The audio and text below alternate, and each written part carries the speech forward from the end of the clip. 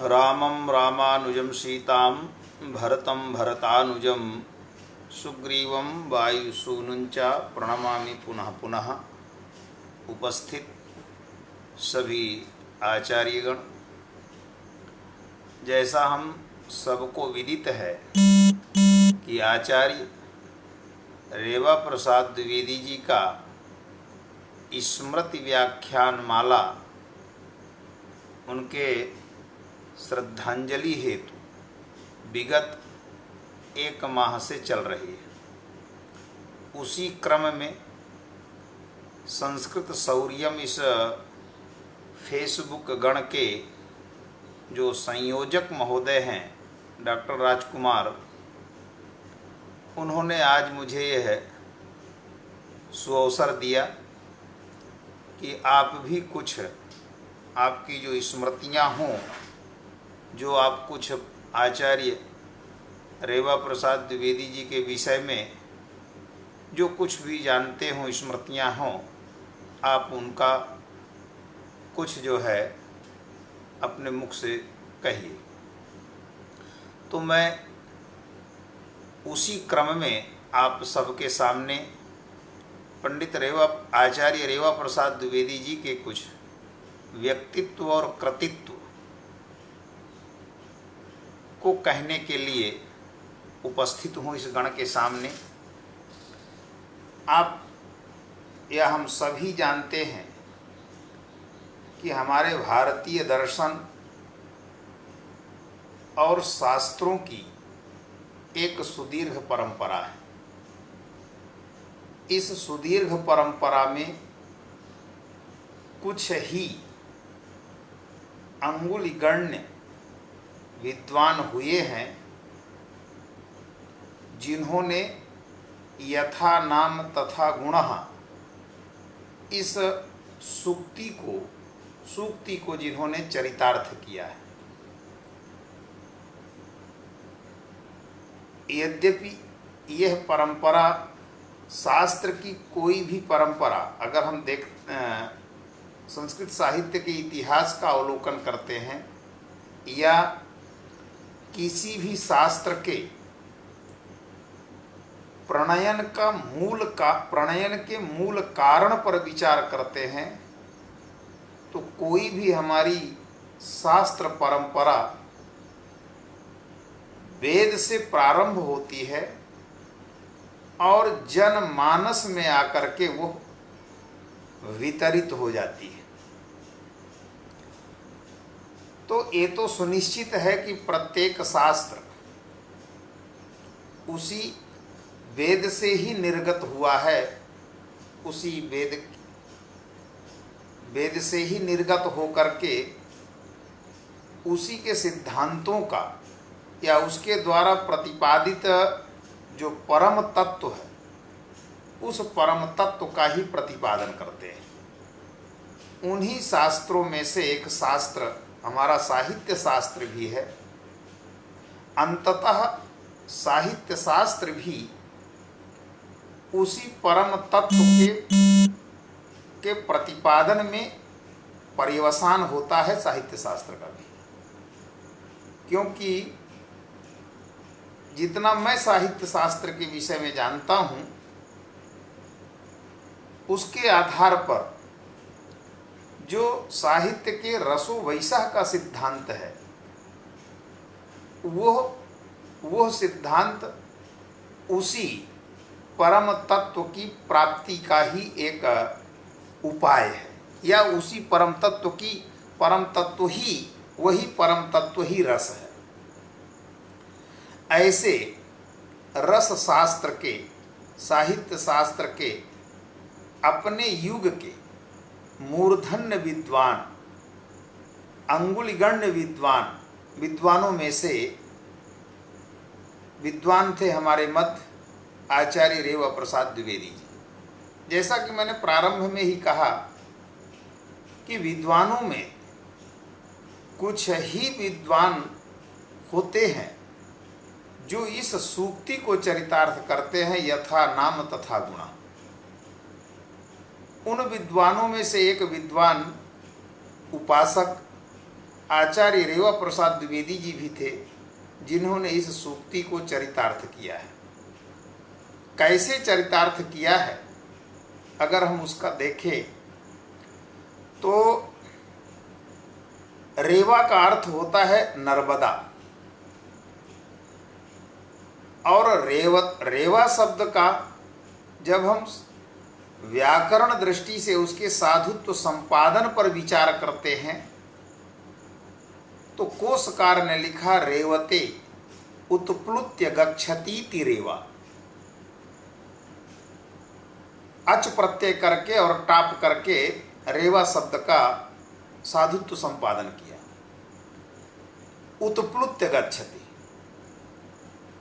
उत्प्लुत्य गच्छति का मतलब हुआ कि जब एक स्थान से दूसरे स्थान को प्राप्त करना होता है तो प्रथम स्थान से दूसरे स्थान को प्राप्त करने के मध्य में जो भूमि होती है उसका वह स्पर्श नहीं करते, सीधे वो उसी स्थान उसी लक्ष्य को प्राप्त करता है जो उसी की गति को उत्प्लुत्य गति कहते हैं। जैसा मंडूक के विषय में ये बहुत प्रसिद्ध है, उत्प्लुत्य उत्प्लुत्य गच्छति इति मंडूकाप्लुति।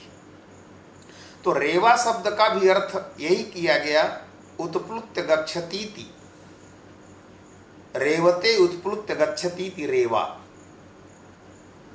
रेवा का मार्ग अगर हम देखें तो जहां से उसका प्राकट्य हुआ है और समुद्र में जहां उसका पर्यवसान विलय हुआ है उस मध्य में रेवा भले अपने में विभिन्न नदियों को अपने में समाहित कर ली हो, लेकिन रेवा नदी किसी में समाहित नहीं हुई। जिस अमरकंटक से उसका प्रादुर्भाव हुआ, प्राकट्य हुआ, और समुद्र के गुजरात के कच्छ में जाकर के जब उसका विलय होता है समुद्र में, इस मध्य का अगर हम रेवा का मार्ग देखें तो वह रेवा का मार्ग कहीं किसी में पर्यवसान नहीं है। रेवा में भले अन्य नदियों का विलय होता हो, लेकिन रेवा का विलय अपने लक्ष्य समुद्र में ही हुआ। इसलिए हम कह सकते हैं कि वो एक नवीन पथ प्रदर्शक है, नया मार्ग नवीन पथ प्रदर्शक है रेवा। उसी तरह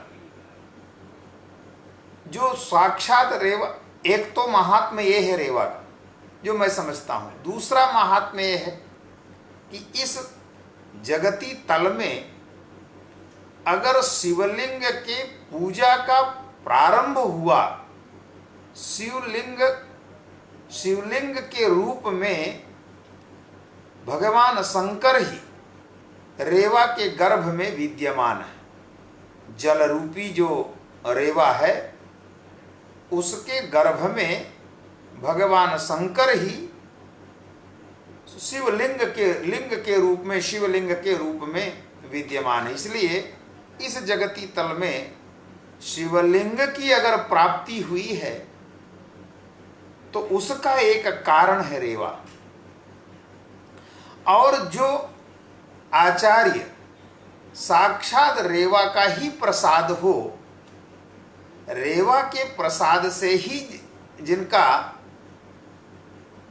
भौतिक शरीर प्राप्त हुआ हो, उनके वैदुष्य में तो कहीं प्रश्न चिन्ह लगने का कोई अवचित्त ही नहीं हो सकता। इसलिए यह तो सुनिश्चित है कि वह अपने युग के एक मूर्धन अप्रतिम विद्वान थे। उनकी मुझे दो स्मरण है इस समय। एक मैंने अपने छात्र जीवन में, जब मैं संपूर्णानंद संस्कृत विश्वविद्यालय वाराणसी का छात्र था, उस समय मैंने उनका एक व्याख्यान सुना था स्फोट पर। स्फोट पर वो व्याख्यान जब दे रहे थे तो कभी ऐसा लग नहीं रहा था कि कोई आचार्य साहित्य का बोल रहा है। जैसा लग रहा था कि मीमांसा, न्याय और व्याकरण में या अन्य दर्शनों में स्फोट की जो चर्चा है, स्फोट की जो अवधारणा है, स्फोट का जो मुख्य प्रतिपाद्य है, उनके वक्तव्य से ऐसा लग रहा था कि शायद वो व्याकरण के आचार्य हैं या वो मीमांसा के आचार्य हैं या वो किसी अन्य दर्शन के आचार्य हैं। उस समय उनके वक्तव्य को लेकर के, वक्तव्य को सुन करके यह पता लगा पाना असंभव जैसे हो रहा था कि जो आचार्य स्फोट सिद्धांत प्रतिपादन कर रहे हैं वो आचार्य किस विषय के हैं। क्योंकि आज तो विषय विभाग है, ये साहित्य के हैं, ये व्याकरण के हैं, ये मीमांसा के, न्याय के इत्यादि। लेकिन उनके वक्तव्य में यह पता लगा पाना असंभव जैसे लग रहा था कि आचार्य किस विषय के हैं। ये उनका, मुझे एक स्मरण है उनके वैदुष्य का, उनके प्रतिपादन का। और दूसरा मुझे एक उनका स्मरण है इसी केंद्रीय संस्कृत विश्वविद्यालय के भोपाल परिसर के एक संगोष्ठी के कार्यक्रम में। यहाँ एक संगोष्ठी थी, उसमें वो अंत समय में आए थे, लगभग 2-3 वर्ष पहले। उस समय मैं स्वयं जो है विधेया विमर्श पर कुछ बोल रहा था और आचार्य रामकुमार शर्मा जी जो हमारे ही विश्वविद्यालय के जयपुर परिसर में हैं, वो उस संगोष्ठी के मुख्य वक्ता थे। उस समय जो वो साहित्य की अवधारणा बता रहे थे, साहित्य शास्त्र की अवधारणा, तो साहित्य शास्त्र की अवधारणा को जो मैंने उनसे सुना तो जैसे लग रहा था कि आज इस अवस्था में भी साहित्य शास्त्र के उस प्रत्येक बिंदु की अवधारणा क्या है, आज भी इतना स्मृति पथ में है या इतना उपस्थित है कि वो सामान्य जन को नहीं हो सकता है, वो किसी विलक्षण को ही हो सकता है। तो यह भी उनका एक वैलक्षण्य था कि, क्योंकि हमारी मान्यता है कि जैसे जैसे वय अग्रसर होता है, जैसे जैसे वय अवस्था आगे की ओर बढ़ती है, वैसे वैसे विस्मृति होती जाती है। जैसा कि एक सिद्धांत है कि अननुभूतस्य स्मरणं न भवति, अननुभूतस्य स्मरणं न भवति इति नियम सत्त्वेपि अनुभूतस्य स्मरणं भवत्येव इति कश्चन नियमः नास्ति। जैसे अननुभूत का तो कभी स्मरण नहीं होता, लेकिन अनुभूत का स्मरण हो जाए, इसमें कोई नियम, ऐसा कोई नियम नहीं है। तो जो विस्मृति होती है, वह विस्मृति अवस्था के कारण धीरे धीरे शनैः शनैः विस्मृति होती जाती है। लेकिन मैंने उनको जो अभी 3 वर्ष पहले उनकी स्मृति, उनकी उपस्थिति, उनका प्रतिपादन शैली जो मैंने साक्षात सुना, उससे एक चीज तो सुनिश्चित है कि वो शास्त्र के साधक थे। और भले उस अवस्था में कोई छात्र को न पढ़ाते रहे होंगे, लेकिन फिर भी अहरनिश उनके मन में शास्त्र का चिंतन चलता रहता रहा होगा क्योंकि जब तक, ये हम सभी अनुभूत हैं कि जब तक किसी वस्तु का निरंतर चिंतन नहीं चलता, तब तक वह वस्तु, वह ज्ञान स्मृति पथ में दीर्घ काल तक स्थायी नहीं रहता है। दीर्घ काल तक कोई संस्मरण स्थायी तभी होता है, दीर्घ काल तक कोई विषय पदार्थ ज्ञान स्थायी तभी रहता है जब उसका निरंतर चिंतन चलता रहता है। सभी हम जानते हैं कि जिस विषय को हमने 6 माह पूर्व किसी विषय के ऊपर व्याख्यान दिया और जिस क्रमबद्धता से व्याख्यान दिया, जिस रीति से व्याख्यान दिया, अगर 6 महीने बाद, 6 मास बाद कोई कह दे कि आप उस विषय पर बोले थे और अकस्मात कोई कह दे कि आप इस विषय पर अपना वक्तव्य दे दें, निश्चित तौर पर उसकी तारतम्यता, उसकी प्रतिपादन शैली में परिवर्तन हो जाता है। लेकिन विगत 3 वर्ष पहले भी मैंने जो उनके विधेय विमर्श या अलंकार के विषय में प्रतिपादन शैली देखा, उससे यह लगा कि आचार्य जी आज भले ही कक्षाएं न लेते हों या लेते रहे होंगे, मुझे इस विषय की नहीं जानकारी है, लेकिन जो उनकी अवस्था थी, जो शरीर की स्थिति थी उस समय की, कि अगर एक यात्रा नहीं कर सकते, यात्रा के लिए कोई एक सहयोगी की आवश्यकता है, लेकिन उस अवस्था में भी आचार्य जी का उपस्थापन, आचार्य जी की स्मृति, आचार्य जी का वैदुष्य एक विचारणीय था, क्योंकि वो विलक्षणता सामान्यतया सामान्य जन में देखने को नहीं मिलती। इसका क्या कारण होगा? इसका कारण अगर हम उनके नाम की दृष्टि से देखते हैं तो मुझे एक कारण समझ में आता है कि जो रेवा स्वयं पुत्र के रूप में शंकर को प्राप्त की, क्योंकि रेवा ने जब वरदान मांगा भगवान शंकर से कि आप मुझे पुत्र के रूप में प्राप्त हों, तो उन्होंने इनकार कर दिया कि ऐसा तो नहीं संभव है, लेकिन मैं लिंग के रूप में आपके गर्भ में रहूंगा। वही रेवा जो जल रूपी रेवा है, वो उसके गर्भ में लिंग के रूप में भगवान शंकर है, जो शिवलिंग की प्राप्ति हुई। तो जिस रेवा के गर्भ में शंकर ही पुत्र के रूप में स्थापित हैं और ज्ञानमिच्छेत शंकरात्, इस सिद्धांत के आधार पर, इस स्मृति के आधार पर अगर ज्ञान की कोई कामना रखता है तो शंकर की उपासना करना चाहिए।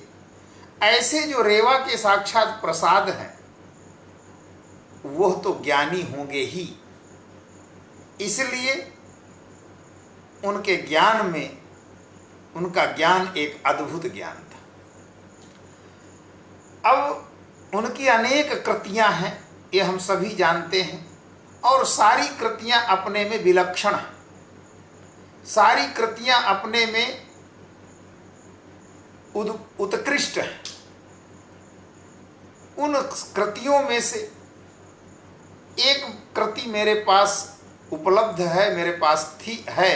मैं कभी आवश्यकता होने पर उस कृति को जब देखा तो ये देखा कि जो महिम भट्ट का व्यक्ति विवेक है, जब उन्होंने उसमें हिंदी टीका लिखा था, उस समय केवल भारत में ही नहीं, विश्व में उस ग्रंथ की हिंदी टीका नहीं थी।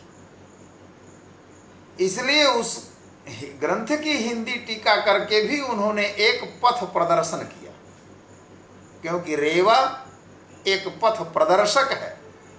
वो किसी में अंतर्भाव, उसका किसी में अंतर्भाव नहीं होता। रेवा में किसी का अंतर्भाव हो जाए, जिस लक्ष्य से चल करके जिस लक्ष्य तक है उसमें किसी का अंतर्भाव हो जाए, लेकिन रेवा का अंतर्भाव उसी महासमुद्र में ही होता है। तो जिस समय उन्होंने व्यक्ति विवेक की हिंदी टीका लिखा, प्रकाशित हुई चौखंबा से, उस समय उस ग्रंथ की हिंदी टीका ही उपलब्ध नहीं थी। तो वो एक विलक्षण टीका है और अनेक प्रसंगों को उन्होंने टिप्पणी दे करके उस ग्रंथ में विषय की सुस्पष्टता का प्रतिपादन किया है। मुझे एक दो स्मरण है उस ग्रंथ के, कि जब चतुष्टयी शब्दानां प्रवृत्ति, ये जो ऋलृक सूत्र का महाभाष्य है, व्याकरण महाभाष्य के ऋलृक सूत्र में चतुष्टयी शब्दानां प्रवृत्ति एक प्रसंग है। चतुष्टयी शब्दानां प्रवृत्ति की व्याख्या जब आचार्य नागेश भट्ट ने किया तो लिखा प्रवृत्ति ही प्रवृत्ति निमित्तम, अर्थात शब्द की प्रवृत्ति का निमित्त 4 प्रकार का होता है। चतुर्धा भवति शब्दानां प्रवृत्ति निमित्तम। इस प्रवृत्ति निमित्त को लेकर के विभिन्न दार्शनिकों ने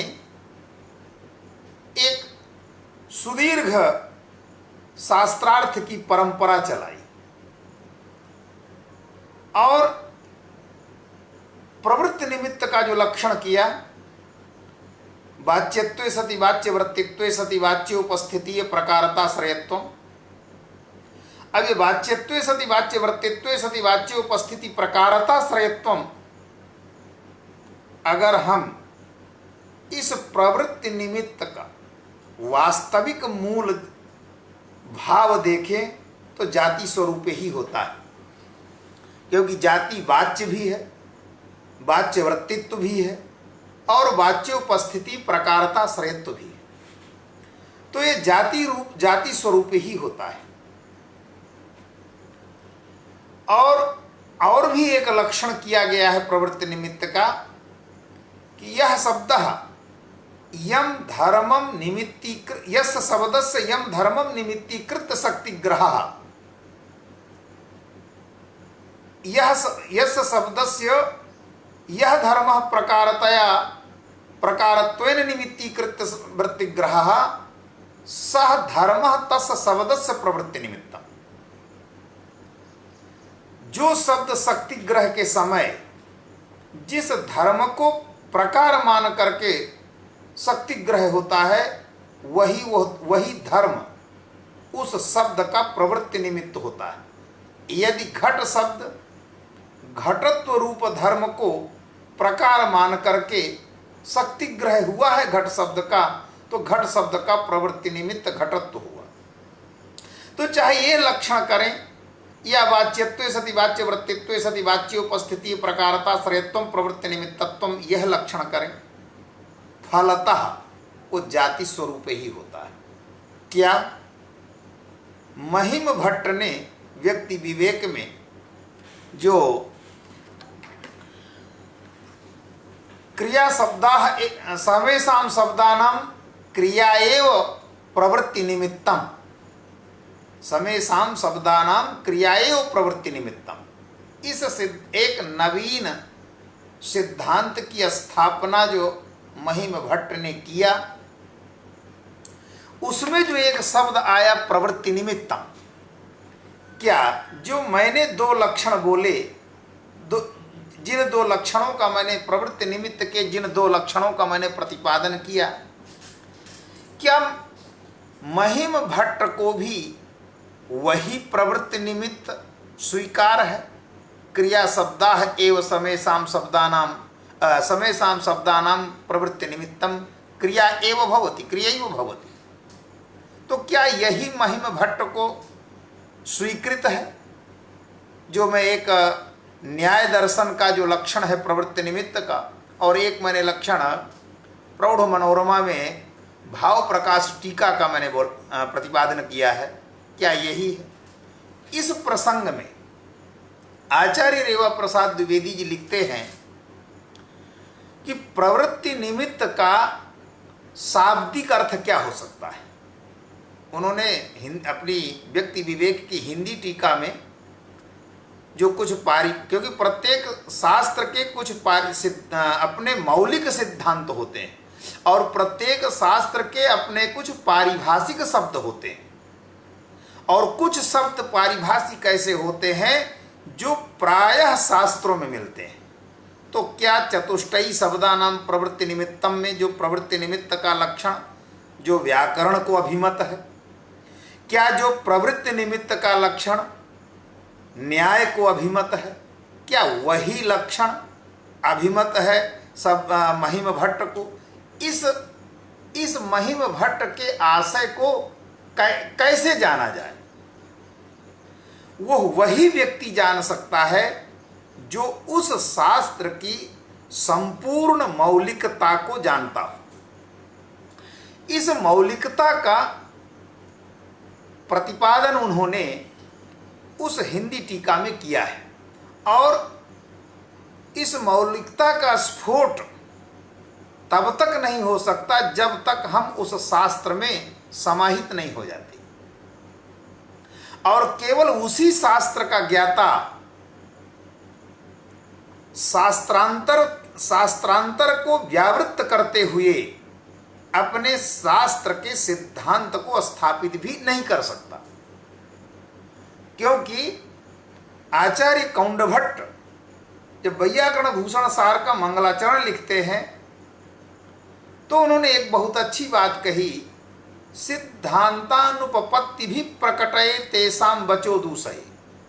हम दर्शनांतरीय सिद्धांतों का खंडन करने के लिए भूषण सार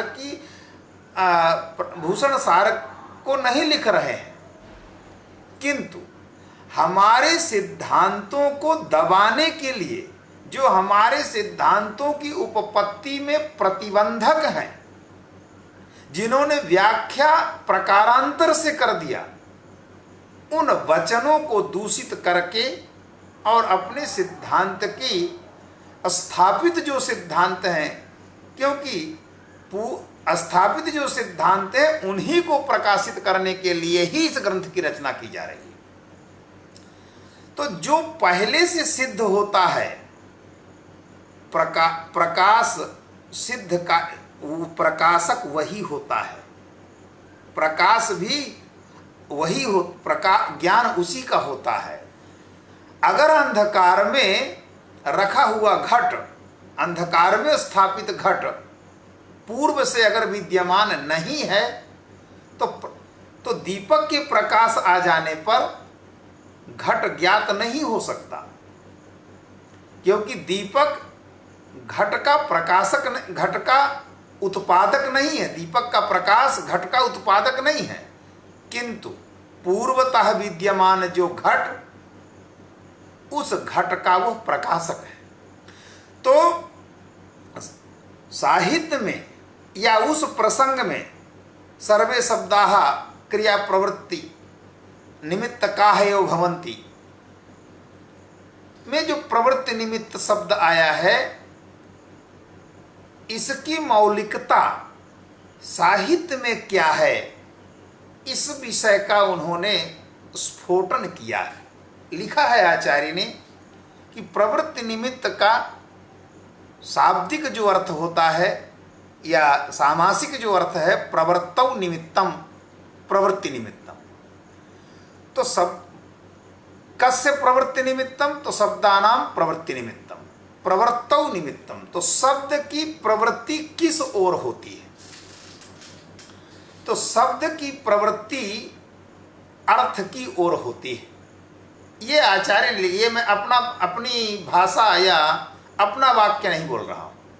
आचार्य ने ये लिखा प्रवृत्तौ निमित्तम प्रवृत्ति निमित्तम, ये उसका समास किया, और समास करने के बाद उन्होंने लिखा कि शब्द की जो प्रवृत्ति है वो शब्द की प्रवृत्ति किस ओर होती है? तो शब्द की प्रवृत्ति अर्थ की ओर होती है। शब्द की प्रवृत्ति अर्थ विशेष की ओर होती है, और वो अर्थ विशेष अनेक प्रकार की, वो विशेषता, वो अर्थ की विशेषता अनेक प्रकार की है। इसीलिए शब्द की प्रवृत्ति भी, प्रवृत्ति का कारण भी अनेक प्रकार का हो गया। तो यहाँ पर कहीं भी वाच्यत्वे सति वाच्यवृत्तित्वे सति, वाच्योपस्थिति प्रकारता श्रेयत्वम और यम धर्मम निमित्तीकृत्य शब्दस्य शक्ति ग्रह सह धर्म तत्शब्दस्य प्रवृत्ति निमित्तम, इन दोनों लक्षणों का कोई यहां समन्वय नहीं है।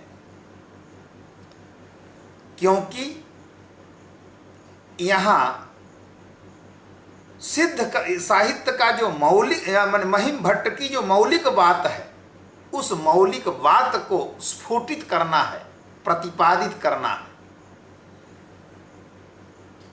इस रहस्य को आचार्य ने इस प्रसंग में उद्घाटन किया है। उसके बाद इस प्रसंग में जो व्याकरण का या अक्त्वा, विशेषतः अक्त्वा प्रत्यय, अक्त्वा प्रत्यय कहाँ होता है, किस अर्थ में होता है, किन परिस्थितियों में अक्त्वा प्रत्यय होता है, और ऐसा भी नहीं कि अक्त्वा प्रत्यय का विधायक केवल एक सूत्र है व्याकरण में कि समान कर्तृके पूर्व काले, इतने केवल एक ही सूत्र नहीं है, अनेक सूत्र है।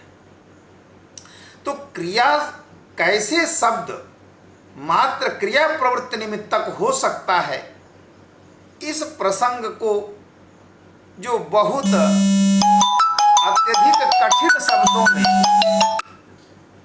अत्यधिक कठिन शब्दों में जो महिम भट्ट ने प्रतिपादन किया है, आचार्य रेवा प्रसाद द्विवेदी जी ने उस व्याकरण के सिद्धांत को भी, व्याकरण के रहस्य को भी अत्यंत सरल भाषा में उस प्रसंग का उपस्थापन किया है, जिससे ग्रंथ का अवगम, ग्रंथ का बोध सुगमतया हो जाता है।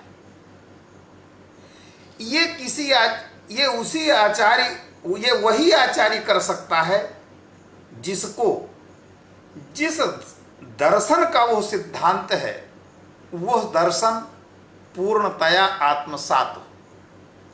विपच्च घटो भवति में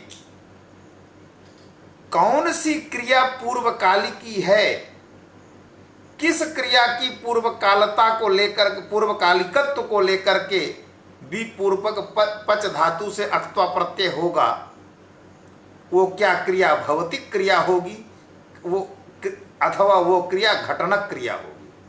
और साहित्य में घटनक क्रिया का स्वरूप क्या है, इसका भी उन्होंने अत्यधिक सुगम भाषा में उन्होंने उसका प्रतिपादन किया है। इसके बाद उसी प्रसंग में अगर देखें तो व्याकरण में भी इसका विवेचन है कि कौन सी क्रिया अंतरंग होती है और कौन सी क्रिया बहिरंग होती है। प्रकृति में महिम भट्ट को कौन सी क्रिया अंतरंगत्वेन विवक्षित है और कौन सी क्रिया बहिरंगत्वेन विवक्षित है, किस आधार पर, उस आधार की भी विवेचना आचार्य ने अत्यंत सरल माध्यम से उस विषय को प्रतिपादन किया है। अतः इसमें कहीं कोई संदेह या प्रश्न चिन्ह नहीं है कि आचार्य रेवा प्रसाद द्विवेदी जी अपने युग के एक असाधारण और अद्भुत विद्वान थे। उनके युग में उनका जैसा विचारक, उनके युग में उनका जैसा आलोचक, शास्त्रों का आलोचक शायद नहीं रहा होगा, क्योंकि उन्होंने व्यक्ति विवेक की भूमिका जब उन्होंने उनकी जो भूमिका है, अंतिम पेज की जो भूमिका, तो ये कितनी विलक्षण बात है कि व्यक्ति विवेक, मैं किन से पढ़ा हूं और किन आचार्यों से पढ़ करके फिर मैंने इनकी टीका किया है, ये इतनी सरलता से ये स्वीकार करना ये सामान्य जन की बात नहीं हो सकती। क्यों? आज तो लोग दंभ में इतने चूर हो जाते हैं कि जिनसे वो विद्या लिए हैं उनका भी नाम बताने में उनको संकोच होता है, और यही कहते हैं कि यह मेरा खुद की कल्पना है, स्वयं का परिश्रम है। ये किसी आचार्य की विशेषता है कि जिस ग्रंथ की हमको टीका लिखना है या हम प्रारंभ किए हैं, उस ग्रंथ का आद्योपांत अध्ययन किन मनीषियों से किए हैं, यह सद्विचार की एक रेखा और एक वो पंक्ति कड़ी ही है। इसलिए यह सुनिश्चित ही वह अपने जमाने के एक बहुत मूर्धन्य विद्वान थे और एक नवीन पथ प्रदर्शक थे। और ठीक है, हमारी वर्तमान की परिस्थितियों को देखते हुए जीविका के लिए किसी एक विभाग से बंधना आवश्यक होता है, तो भले वो साहित्य विभाग से एक जीविका के लिए बंधे रहे हों, लेकिन आचार्य रेवा प्रसाद द्विवेदी जैसे पथ प्रदर्शक विलक्षण विद्वान को एक शास्त्र से बांधना ये उनके साथ अन्याय होगा। वो जैसे उनकी गति साहित्य में थी, वैसे ही गति उनकी व्याकरण में भी थी। जैसे मैंने पूर्व में कहा कि स्फोट का जब मैंने प्रतिपादन सुना था, कभी ये लगता ही नहीं था कि वो साहित्य शास्त्र के होंगे। जो मीमांसा में जैमिनी सूत्र और जैमिनी भाष्य में जो स्फोट की अवधारणा बताया, न्याय शास्त्र में जो स्फोट की अवधारणा बताया और व्याकरण में जो स्फोट की अवधारणा है, इस तलह से गंगा जल की तरह निर्मल करके सभी दार्शनिकों के दार्शनिक त्रैकी सिद्धांतों को पृथक पृथक विवेचन कर देना, जब तक उस शास्त्र में अच्छी तरह से निमज्जन नहीं हुआ होगा, अवगाहन नहीं हुआ होगा, तब तक ऐसा विलक्षण प्रतिपादन करना संभव नहीं है। इसलिए वो सभी शास्त्रों के ज्ञाता थे, मात्र एक शास्त्र के ज्ञाता नहीं थे। अतः मेरी यही उनके प्रति श्रद्धांजलि है कि उनको एक शास्त्र से बांधना कदापि समुचित नहीं है। वो जैसी गति उनकी साहित्य में थी, वैसे ही गति शास्त्रांतर में थी। और व्याकरण की प्रक्रिया और व्याकरण के जो मौलिक सिद्धांत हैं, जिसको भूषण सार या बृहद वैयाकरण भूषण सार या नागेश भट्ट ने प्रतिपादित किया है, वैयाकरण सिद्धांत लघु मंजूषा में मैंने देखा कि विपच्च घटो भवति के प्रसंग में उन्होंने क्रिया का जो अंतरंग बहिरंग भाव है, उस क्रिया के अंतरंग बहिरंग भाव को प्रतिपादित करने के लिए व्याकरण के सिद्धांत को पहले गंगा जल की तरह सामने रख दिए, उसके बाद प्रतिपादन किए कि महिम भट्ट को यहाँ अभीष्ट क्या है। इसलिए वो सभी शास्त्र के विलक्षण विद्वान थे और ऐसे युग पुरुष उपकार के लिए ही छात्रों के अपने परवर्ती लोगों के उपकार के लिए ही आते हैं। और यह तो संसार का नियम है कि प्रत्येक की सत्ता, प्रत्येक की व्यवहार विषयता का जो काल है वो निर्धारित है। क्योंकि न्याय शास्त्र का मुझे एक सूत्र स्मरण में आ रहा है कि किसी वस्तु का अभाव, किसी पदार्थ द्रव्य का अभाव दो तरह से होता है।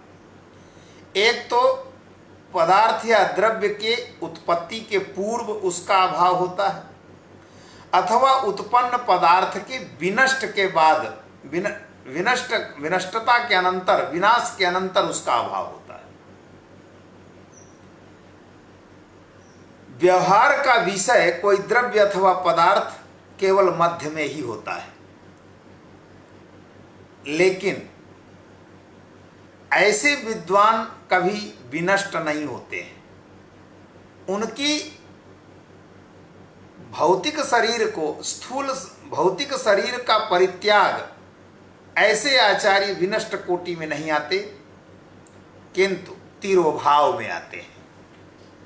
इसलिए जितने काल के लिए, जितने समय के लिए ऐसे युग पुरुष आते हैं, उतने काल तक, एक निर्धारित समय तक जिस उपकार के लिए आते हैं, जिस कार्य के लिए आते हैं, वह कार्य, वह उपकार पूरा होने के उपरांत स्वेच्छया वो इस भौतिक शरीर को छोड़ देते हैं। इसलिए आचार्य द्विवेदी जी, रेवा प्रसाद द्विवेदी जी भी एक निश्चित समय के लिए जिस उपकार के लिए आए थे, वो उपकार करके अपने भौतिक शरीर का उन्होंने परित्याग किया। अगर आज भी वो हमारे मध्य में अनुभव का विषय नहीं होते, तो हम कैसे उनके विषय में बोलते, कैसे वो उनके विषय में व्यवहार करते। इसलिए निश्चित ही पूर्व की तरह वो आज भी ऐसी अनुभूति होती है कि वो हमारे मध्य में ही है। अतः ऐसे परमाचार्य के प्रति मैं अपनी विनम्र श्रद्धांजलि समर्पित करते हुए इस ग्रुप में, इस समुदाय में, संस्कृत शौर्यम फेसबुक समुदाय में ये जितने सदस्य हैं या जितने अभी आचार्यगण साक्षात मुझे सुन रहे हैं, उन सभी को, छोट अनुजों को आशीर्वाद देते हुए और बड़ों को प्रणाम करते हुए मैं अपनी वाणी को विराम देता हूँ। और अंत में इस गण के संचालक राजकुमार को भी, मुझसे छोटा है, अत्यधिक मात्रा में धन्यवाद देता हूँ कि वो ऐसे अवसर पर मुझे भी कुछ आचार्य रेवा प्रसाद द्विवेदी जी की स्मृति में कुछ वाक पुष्पांजलि समर्पित करने का अवसर प्रदान किया। इसलिए उनको भी मैं पुनः पुनः धन्यवाद देते हुए तथा आचार्य द्विवेदी जी के चरणों में अपनी वाक पुष्पांजलि को समर्पित करते हुए अपनी वाणी को विराम देता हूँ। धन्यवाद। नमो नमः।